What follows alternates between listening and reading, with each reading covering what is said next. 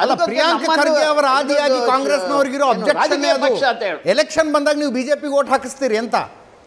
ಅಲ್ಲ ಅವರು ಏನೇ ಅಲ್ಲ ರೀ, ಅದು ಏನು ಬೇಕಾದ್ರೆ ಹೇಳಿ, ಬಿ ಜೆ ಪಿಗೆ ಹಾಕಿಸ್ತಾರೆ ಅಂತ ಹೇಳಿ ಅಥವಾ ಉಳಿದಂತ. ಅದಕ್ಕೆ ನಾನು ಹೇಳ್ತೀನಿ, ನೀವು ರಾಷ್ಟ್ರೀಯ ವಿಚಾರವನ್ನು ಇಟ್ಕೊಂಡು ಹೋಗ್ತೀರಾ, ನಿಮಗೂ ಅಲ್ಲಿದ್ದಂಥ ಜನ ಯೋಚನೆ ಮಾಡ್ಬೋದು. ಅದು ಅಲ್ಲಿಗೆ ಬಿಟ್ಟದ್ದು. ಅಲ್ಲಿಂದ ಕೇಂದ್ರದಿಂದ ಏನೋ ಸೂಚನೆ ಬರುತ್ತೆ, ನೀವೆಲ್ಲರೂ ಬಿ ಜೆ ಪಿ ಕೆಲಸ ಮಾಡಿ, ಖಂಡಿತ ಇಲ್ಲ.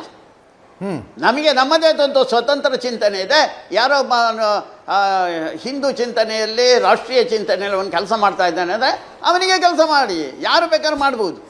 ನಾವು ಅದಕ್ಕೇನು ಅಬ್ಜೆಕ್ಷನ್, ಅಥವಾ ಯಾರೋ ಒಬ್ಬ ಇನ್ನೊಬ್ಬರಿಗೆ ಬಿ ಜೆ ಪಿ ಬಿಟ್ಟು ಇನ್ನೊಬ್ಬರಿಗೆ ಯಾರಿಗೆ ಕೆಲಸ, ನಾವೇನು ಸಂಘಟನೆಯಿಂದ ಕಿತ್ತಾಕೋಲ್ಲ ಅವನನ್ನು.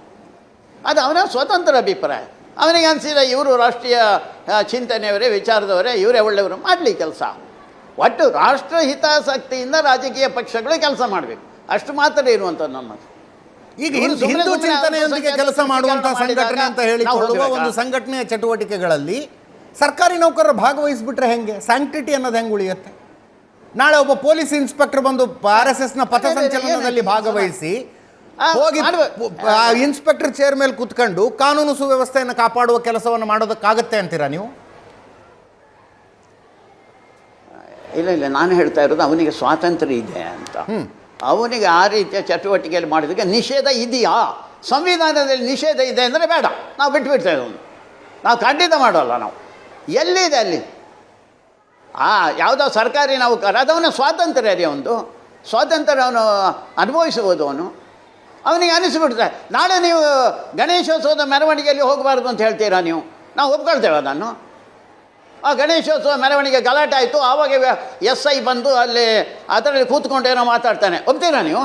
ಆಗಲ್ಲ ರೀ ಅದು. ಗಣೇಶೋತ್ಸವದ ಮೆರವಣಿಗೆಯಲ್ಲಿ ಅವನು ಹಿಂದೂ ಆಗಿದ್ದರೆ ಅವನು ಭಾಗವಹಿಸ್ಕೊಂತ ಭಾಗವಹಿಸ್ತಾನೆ. ನಾವು RSSನಲ್ಲಿ ಅದೊಂದು ಸಾಂಸ್ಕೃತಿಕ ಚಟುವಟಿಕೆ, ಅದು ಅದರಲ್ಲಿ ಭಾಗವಹಿಸ್ತಾನೆ ನಾವು. ನೀವು ಸಂವಿಧಾನ ವಿರೋಧಿ ಆದರೆ ನೀವು ಹೇಳಿ, ಅದು ಸಂವಿಧಾನದಲ್ಲಿ ಅದಕ್ಕೆ ವಿರೋಧ ಇದೆ ಅಂತ, ಕಾನೂನಿನಲ್ಲಿ ಅದಕ್ಕೆ ವಿರೋಧ ಇದೆ, ಅವಾಗ ಹೇಳಿ, ಆವಾಗ ಮಾಡ್ಬೋದು, ನೀವು ಆ್ಯಕ್ಷನ್ ತಗೊಳ್ಬೋದು. ನೀವು ಹೆದರಿಸ್ತೀರಾ ನಮ್ಮನ್ನು? ನೀವೇನೋ ಯಾರೋ ಒಬ್ಬನನ್ನು ತೆಗೆದುಹಾಕಿ ಕೆಲಸ ಮಾಡಬಾರ್ದು. ತುಂಬ ಜನ ಹೆದರಿಸಿದ್ದಾರೆ ರೀ, ಕಳೆದ 100 ವರ್ಷಗಳಲ್ಲಿ ಭಾರಿ ಜನ ಮಾಡಿದ್ದಾರೆ, ಯಾರೂ ಗೆಲ್ಲಿಲ್ಲ.